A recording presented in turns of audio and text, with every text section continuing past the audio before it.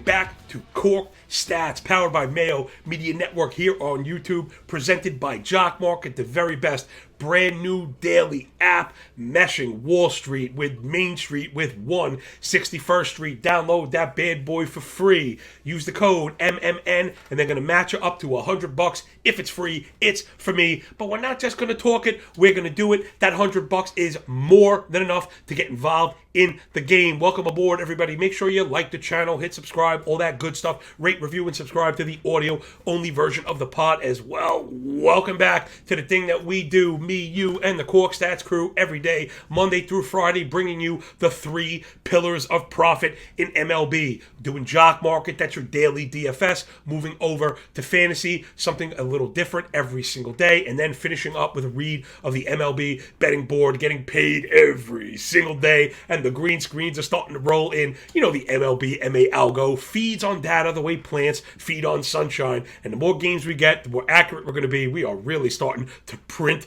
those tickets. We had the Rowdy Tellez home run in the daily section, and then we hit pretty much all of our games at the back end, minus those Orioles didn't get the team total done for us. So without any further ado, let's dive up into that very first pillar of daily play. Yesterday in Jock MKT, I just did okay. Why do I have a big smile on my face if you just did okay? It's because it's one of the reasons, one of the many greater than signs over DFS in the bin for Jock MKT.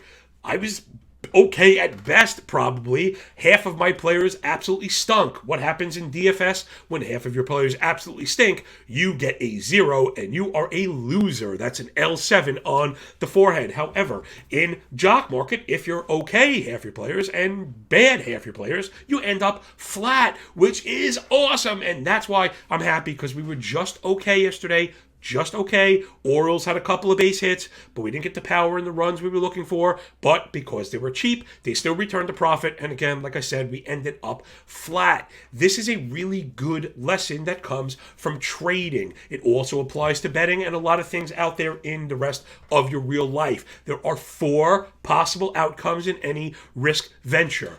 Makes sense. A big win, a little loss, and a big loss. If you manage to eliminate the last one, you will profit over the long run. And that's another reason why Jock MKT is just so very great. It helps you eliminate the big losses. DFS is known for 0, 0, 0, 0, 0s. It's incredibly frustrating to even come up with the necessary bankroll. Here in Jock MKT, we're giving you the $100. We're going to get you in the market and give you some of those names right. Now, the best way to do it is probably to identify handed splits. Again, it's early in the day. Lineups are not out. I don't want to just give you a single name, have that player not be in there. I want to give you some of the tools that will help you catch those fish on your own. So we're looking at the Oakland lefties. Yes, I know Oakland just let us down. Their offense, not very good after coming out of the box hot, but you got to look at the lefties on the A's against Jordan Lyles, something he struggled with as far as location, which has turned into power. So we're definitely looking for Seth Brown, and to a lesser extent, Tony Kemp. So again, the daily thing is these are Jock MKT plays for sure. Any name that we mention is a $4.50 player, probably no matter what. Brown in particular, not very popular, will probably be going off between $4 and $4.50. He is going to have the ability to be a top returning player at $25. So he's going to open up the pathway for you to hit a 500% return. If you do that on one player, the rest of the players could get you a goose egg, and you could still be profitable on just one hit. You can't do that on any other platform. That's why this is the game to play, because we're about making money. So Seth Brown for $4.50 or less. I also have Tony Kemp circled now. Granted, he's not a home run call, but I do think he's viable as a total base play, especially if it's half of a base. You could probably pay the juice to get with Kemp. So we're looking at Brown, we're looking at Kemp, we're going over to the Diamondbacks against Eric Fetty and the Nats.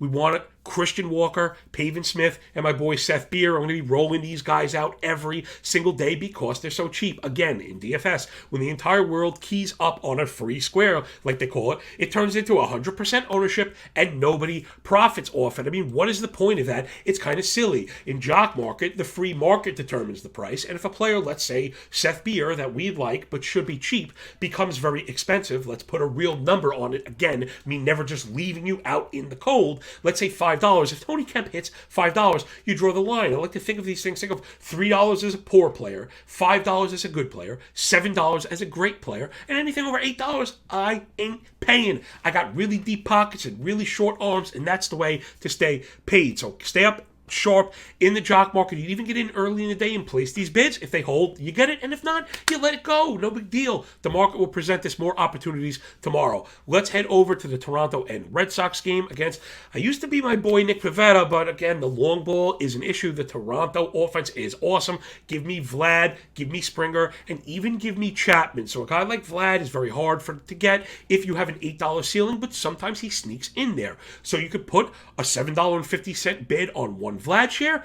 If you get it, right, he'll have a chance to quadruple up, and if not, you let it go. Springer probably won't get to $7.50. He's probably more of a $5.50 player. So set the $5.50. If you get it, you get it, and if not, you let it go. These are the attitudes. Actually, this is the attitude that you need to have in open markets. And that's why DFS is really kind of rudimentary, and I think a lot of that has been exposed now. It's not a plus EV venture. Jock Market is a plus EV venture. Download the app. Code is MMN. Get with me every single day. We're putting out picks on the show. I'm doing it throughout the day. Hit me up on Twitter, MLB Moving Averages. We are here for you. Last stack, we got the Minnesota righties against Daniel Lynch. Another pitcher that I've liked coming up, but this is not about whether I like you or not, or whether or not you think I have a successful career. We're looking at the smallest window, just one game. Daniel Lynch has really struggled with control. Those balls have ended up in the seats.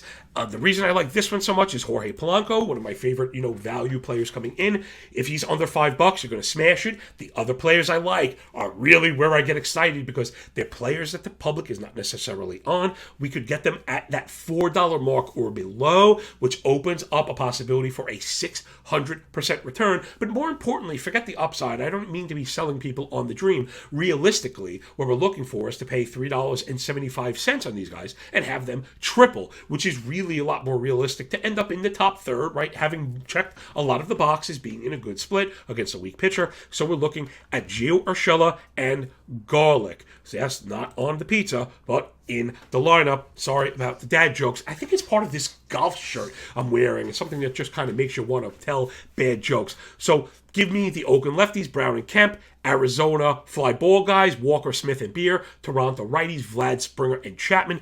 Twins righties against Lynch, Polanco, Urshela, and Garlic. So that is the first pillar of profit. Those are the daily players we'll be looking for. The heavier hitters, you could look for odds at home run plays. The more contact guys, we're looking for total bases plays. If you are playing DraftKings or DFS, those are all players you want to get behind. I don't want to say no matter the cost, but when you have a good balance of expensive and cheap, you can kind of get them all. So one thing I would say about those salary cap kind of driven things is I don't worry about what's left over. I have no problem leaving, $1,500 in the salary cap. I really don't care about that. Again, I determine the prices, not them. I don't want to be told what to think. All right, second pillar again, fantasy baseball. We want to be doing something a little bit different. There's so many very good shows out there. There's a lot of great podcasts, a lot of good video shows, and I just forget the fact I don't fit in many molds. I just refuse to. I always would rather try and innovate something and fail than try and repeat what someone else is doing. So on Wednesdays, we've been trying to do an advanced statistical leaderboard, stats that maybe aren't so readily available that we might find to be impactful. I want to focus on the hitter side this week.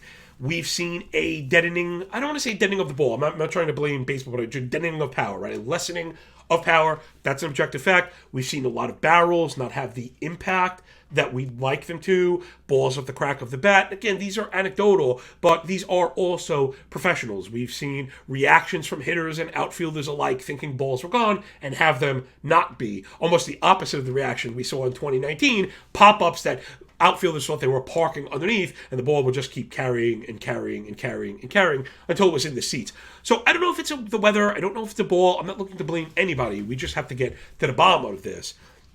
So I wanted to bring up the advanced statistical leaderboard. I think the answer might be a bit beyond barrels. I know people love barrels as well as they should. If you're unfamiliar, a barrel is pretty much the ideal outcome off the bat, right? So when the ball meets the bat, the best outcome you could have as a barrel is a, ideal combination of launch angle and exit velocity, right? So it's hit hard, it's well struck, but also at a good angle, off the barrel of the bat is supposed to translate. However, what we've seen is with slight changes in the ball or with weather or whatever it may be contextually, we have seen barrels maybe not be as reliable as we want them to be. I never settle for these kind of things, so I reached out to Alex Chamberlain, really bright writer, FSWA winner and all that great stuff. You got to follow him on Twitter.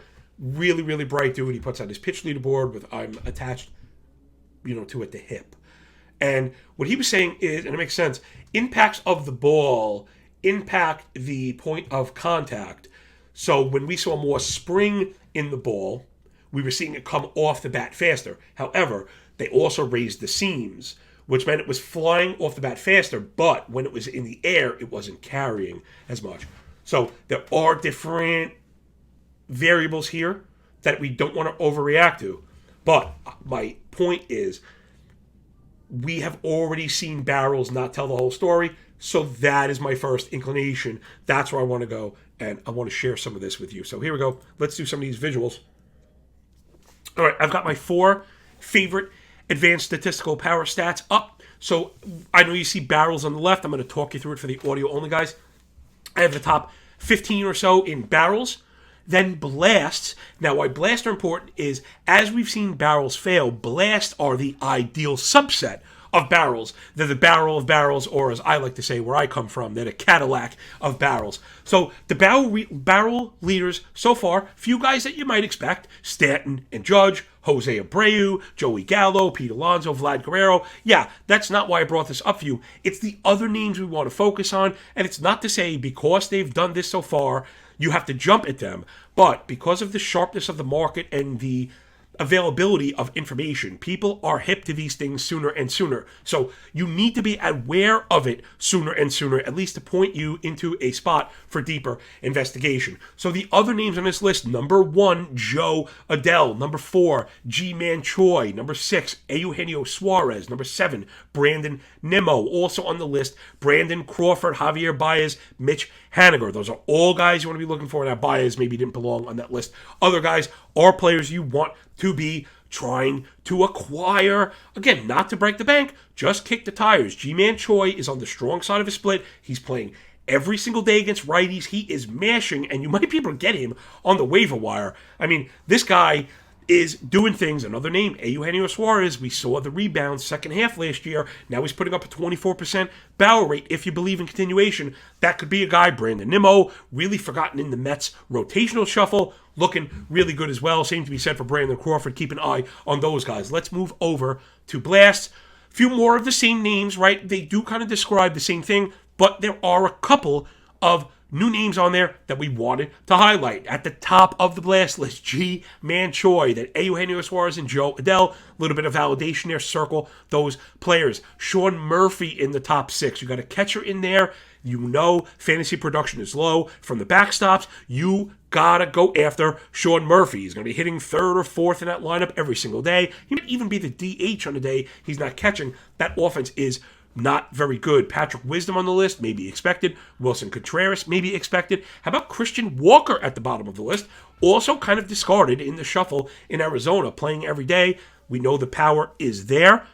Remember, this it is descriptive, not predictive, but it's also a rate stat. So it's not just telling you that they deliver elite contact. It's how often they do. This is the best type of contact, the most frequent amount of time. So everybody on this list is worth a look. Gotta circle Christian Walker. Who else did I skip? I'm not really taking L because I didn't think it was skill-based. I thought it was opportunity-based. Gavin Lux on this list as well. Add Gavin Lux. It looks like the breakout. These are what they look like, right? It's not a guarantee the breakout's here, but this is what a breakout does look like. Excuse me just a second. Okay, so that's the first half of my two stats, barrel and blast. Now we're going to get a little more creative as well. I'm looking at dynamic hard hit rate developed by Connor K before the Astros picked him up, and then X Wobacon. Okay, don't be intimidated by the name. It's expected Woba on contact. X Wobacon is purely a contact metric, and it's only when the ball is struck. So you could have the best X Wobacon in the league, but have a 60% K rate. So you see how contact metrics are good to know, but they are not a measure of frequency the same way that blast and barrels are rate stats telling you how often something happens. So you can use X Wobacon, but it has to be used with a rate stat. So there you go, a little bit of context and nuance. Again, the tools, feathers in the cap, tools in the tool bags to give you the ability to go forward. DHH list kind of looks what you see. A couple other names here. I just want to look at the names that haven't popped up already. Usual suspects in Haniger, Arenado, Guerrero. So DHH is a combination of launch angle and exit velocity. Players we haven't seen: Adam Duvall, Jake Berger, Jock Peterson, Brad Miller. Those are guys really doing damage. And guess what? Another 2 or 3 weeks of this, they're going to be the big ads when everybody is on them. So you definitely want to circle usage on those guys because they're doing damage. Now, last one, X Wobacon, G-Man Choi at the top of the list, the league leader, followed by Adele, Peterson, and Garrett Cooper. Keep an eye on Garrett Cooper, another guy forgotten in the shuffle, playing every day with power potential. This is how you find sleepers. Maybe people think he's boring. Garrett Cooper with a 900 expected Woba on contact. Then a lot of other names that we expect to see. A couple new ones here. Going to tip my hat on my L feels like it's incoming on Tommy Edman, who's on this list with a 774 expected Wobacon. Couple names here I didn't expect to see outside of Gavin Lux, Brandon Nimmo again, but Yadiel Hernandez. He does have some serious wallop in that stick if he gets the contact together. There's not a ton of comp in Washington. He could be a player that we're looking at in a month or so as he matures, if that process continue. So there's your fantasy advanced stat leaderboard with half a dozen names or so to circle that maybe the rest of the leagues are not on yet, and that's what it's all about, trying to stay sharp. All right, so we did the first pillar, daily DFS Jock Market. Download the app, the code's MMN. We got you the fantasy leaderboard stats that you may not have access to. Certainly not stuff people are formatting and comparing in the way that I am, because this means so much to me. Let's round third, score the rock, and hit the MLB betting board. Again, I am listening to you guys. Get up in the comments. Let us know how we're doing. Hit us up on Twitter. Tag Patty Mayo. He doesn't care. Tag him. Tell him how great of a job we're doing, how much fun we're having, how much money we're making. He loves to hear it, especially in the middle of the night. Where I'm getting at is I had a bad habit of trying to do like a best bet. Then I would go look and realize it was at 1 o'clock in the afternoon. People would listen to the show on the train on the way home and then realize that the bet was no good. And enough of that. This show won't be around very long, so let's try and keep it actionable. I really want to focus on, let's call it 6 p.m. or later, so everyone has a chance. They hit the show, digest, do their thing, and then, make a responsible play. So let's dive into here. We've really been rolling lately, and I want to keep it going. Playing conservative, always using risk management at the center. I know my style seems very boring, but it's why I'm the man in the arena. Every single day I've been betting on baseball with the same account every day for 5 years. And I think that says it all. Most people, it's a shame, and it's not anybody I roll with, but people that I know are already tapped out for the season. They're 10 days in, they got ahead of themselves, they maybe even won a little bit, then you just start doubling down, you just start smashing live bets and the like, because there's no regimented, strict, and stringent process like we have here. So if you're not going to manage your risk, it's not going to matter what the picks are. The picks will never be good enough for long enough to supersede a bad process. And I'm sorry, but that's the case. I know everybody wants to win every day. I certainly want to win every bet. But make no mistake, I don't care if I do or not, because I'm not risking enough to really move the needle. And again, that is at the center of success, something that really means the world to us here at Mayo Media. All right, let's dive into the board right off the bat. I'm probably going to step on the rake again with the Orioles. I like them again. Jordan Lyles looked pretty good. I know I pointed at the Oakland lefties, but I still think we're getting a low-scoring affair. Jeffries hasn't looked great. Baltimore was barreling it up yesterday. They just weren't getting it done. And without some really sick offense, they win that one. I think they bounce back, get the win. They're the underdog, and you know I like the F5 half run. Oakland offense is not very good. The Orioles have the distinct offensive edge, and if Lyles has the slider working, I think they're going to be able to rock a tie game through 5. And hey, cash a ticket through 5 in a tie game. Who's better than us? Next up, Miami is at home against the Cardinals. Sandy Alcantara is a slight favorite to Miles Michaelis. I know the offenses here are probably lopsided in the favor of the Cardinals. You gotta go with Alcantara. I'm seeing minus 120. That is palatable juice for the distinct edge. Give me the F5 money lines. I don't have to worry about the bullpen. And if we're tied at the 5, get my money back. No problem. Again, you see how I'm not like pushing. I don't force my will in the market. I try and come up with the best probabilistic scenario. Hit it and hope it happens. And that's about the best that we can do. The Yankees are a bit juiced up, though I do think they'll take care of Detroit. I'm looking at Ohtani and the Angels. This argument probably sounds a lot like Alcantara. We're going up against the Astros, who, I mean, they just shut down yesterday, and yes, they're good, but Odorizzi is not Ohtani. Give me Ohtani as a slight favorite, seeing minus 125, minus 130. Again, the Angels' bullpen actually has been very good last 7, but if you want to eliminate the bullpens, go ahead. This may not be the case to do so. I forget Ryan Presley's out for the Astros, and the Angels' bullpen is really rocking and rolling. We might want to give this one the 9 innings to go. Give me the Angels for the outright win at minus 120. Same exact argument again. Carlos Rodon and the Giants going into New York to face the Basset Hound. They'll be barking Rodon minus 120. I think I like that one as well. The offenses are pretty much flat, but I think Rodon has the clear edge as long as he's healthy, though Bassett has looked really good. I'm just a little surprised by the odds here. One more we got is Toronto and Boston. I know I said this yesterday. I was wrong, but I think we're going to get this one back on the comeback. It's over 9.5 at plus money. Jose Barrios and Nick Pivetta in Boston. I think the offenses come alive in this one. I think that'll do it for us today. We gave you it all. You got daily stacks. You got handed as hitters in case the lineups change. We got advanced statistical leaderboards. Get up on your fantasy sites. Fill in the watch list with the hitters that we mentioned and a bunch of plays on the betting board. Very last thing, if you'd like a bit more, some of the write-ups, the explanations, or as these things kind of mature throughout the day, please, after you're done liking the channel, subscribing to the channel, rate, reviewing, and subscribing to the podcast, and commenting on how awesome I am at this. Check me out on Twitter, MLB Moving Averages, at MLB Moving AVG on the Bluebird Twitter machine, because this really is coming hot and heavy. Every day we're putting out a starting pitching matrix. I cap every single game with the MLB MA F5 algo. I score every single game. I don't just grade them, I write them up. I pick the bets, right? I actually place bets, give you the amounts. I lay out the strategy.